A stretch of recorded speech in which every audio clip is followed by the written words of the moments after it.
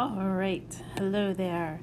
There's good old Rocky. He loves looking at squirrels out the window. All right, so today we're going to do section 4.5. It's pretty quick and easy. It's only 2 pages here and pretty simple. All right, so start with theorem 9 here. It says if a vector space has a basis with whatever vectors it has in it, then any set V containing more than those number of vectors must be linearly dependent. So that, remember, a basis is going to be the least amount of things you can use to describe a vector space. So that should make sense there. Then theorem 10, if a vector space has a basis of n vectors, then every basis for that has n vectors in it. So, the vectors can be multiples of each other, but I mean, not the vectors themselves, but like you can have another basis that like reduces down to the same thing, but it still has to have the same number of vectors in it because you can't have more. All right, by theorem 9, if B1 has more vectors than B2, then B1 is linearly dependent, and so then you wouldn't want that. And again, by theorem 9, if B2 has more vectors than B1, then B2 would be linearly dependent. All right, so the general idea is that if 2 different sets of vectors describe a vector space, they're both linearly independent, and that would be it. And they have to both have the same number of vectors. All right. So this next little definition, if V is spanned by a finite set, then V is said to be finite dimensional. So like it has a set number of things that define it. So basically, this is going into this little piece right here. The dimension of V is the number of vectors in the basis. So that's just the main idea right there. So maybe just highlight that. So dim V is the number of vectors in the basis right there. Okay, so we're going to do that, and here we go. So this matrix right here, all it says that is, or this subspace says that A, B, C, and D are real. So we're just going to rewrite this with A, B, C, and D. So that matrix would be 1, 1, 1, 1, 1, 2, 0. And then for the second row, 2, 2, 4, 1, and then 0, 1, 1, 1, and then 3, 0, 3, 1 for all these equations in there. All right. Now, those are 4 by 4, so you RF it. Now, let me tell you, your calculator, if your calculator ever won't RF something, it'll RF something with more rows than columns. Like let's say you have a 4 by 3, but it does not like to RF stuff if you have, let's see, 4 by 3. No, I'm sorry, it won't RF if you have a 4 by 3. So remember, you can always add a column of zeros if you need to, and it won't do anything, but the calculator will just do it.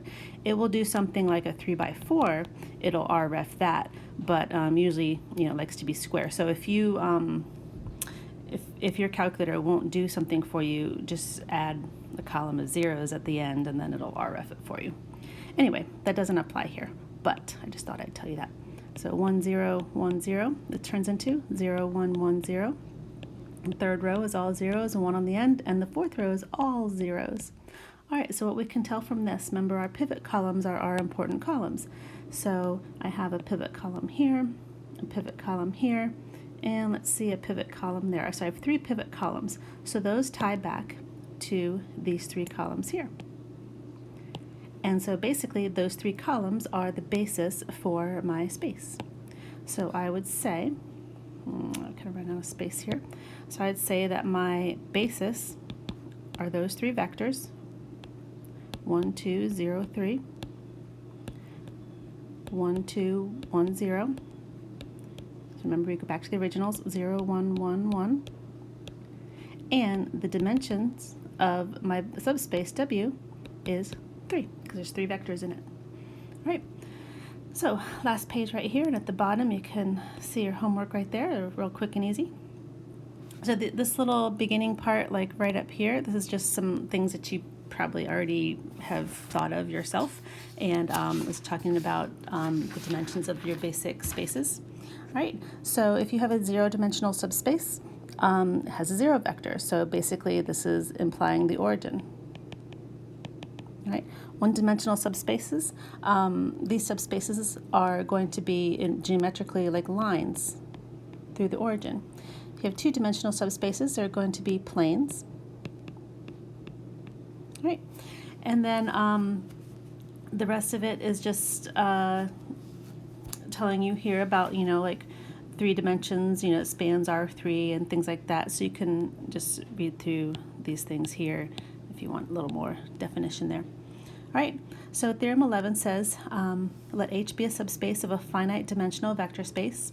So basically it's kind of like this. So H, you have a vector space V, and then, you got this little subspace inside here, H.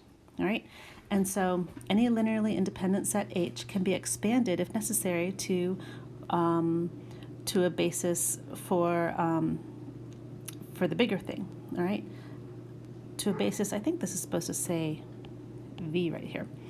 So anyway, so that's why the dimensions of H are less than or equal to dimensions of V. So basically, if something is a subspace of something else, you can just add however many vectors you need to it to grow it to be to define the vector space.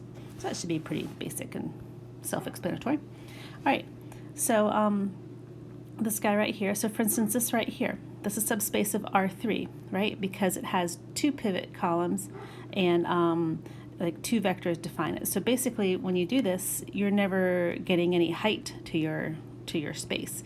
But if you want to expand it to these 3, then it would be a basis for R3 because it would grow to give you that 3rd dimension.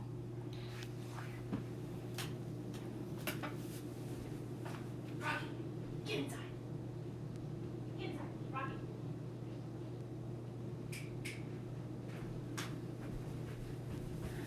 Sorry, I had to go yell at Rocky. He was barking at the fence. All right, so this last little bit right here. So this is just kind of like an old problem, but just to go back to it, because you're going to be asked for the dimensions of the column space and the dimensions of the null space. And remember, it's just how many vectors are in it. So if you take this matrix right here and on row echelon, reduced row echelon form, you get 1, 2, 0, 4. And actually it's asking for the null space, so I'm going to put some zeros there, just like I would put them here, but anyway, 0, 0, 1, 0. And so what this tells us, remember, if we write our answer, I get that x1 is negative 2x2 minus 4x4. All right, because I have my 4 variables here. All right, I have x2 is free. I have x3 is just 0. All right. And then x4 is x4 free. All right, so now remember, the dimensions of the null space, the number of vectors in the null space matches the number of free variables. And so I have 2 free variables, so I'm going to have 2 vectors. So do you see that basically what that's saying is that these answers, they only have 2 vectors in them, x2 and x4.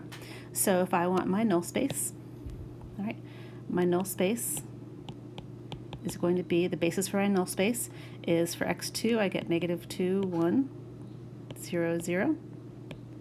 And then for x4, I get the vector negative 4, 0, 0, 1. And so then you go on and say, oh, the dimensions of the null space are 2, because there are 2 vectors in it. All right.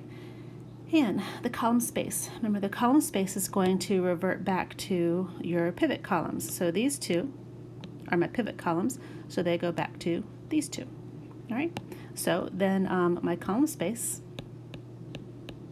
the vectors in my column space, because the column space matches the pivot columns, are 1, 2, and 3, 7. All right, so their dimensions, the dimension of the column space is also 2, just by coincidence here, because I had 4 things, and so if two are free, two aren't free. So anyway, here's a couple little rules to go by down here. The dimensions of the column space are basically match the number of pivot columns, and the dimension of the null space also always matches the number of free variables. And those are things to